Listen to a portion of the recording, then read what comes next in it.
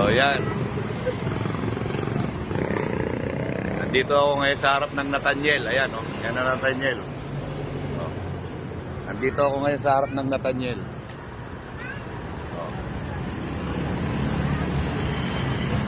Yan, nag-uumpisa na yung event nila.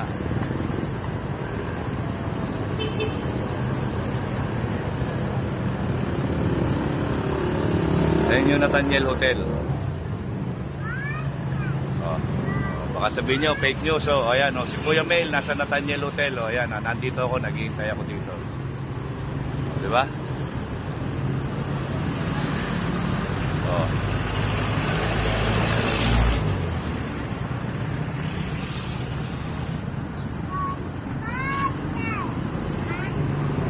Kita-kita nyo, ha? Ayan, Nathaniel Hotel. Oh. Nandito ako sa harap.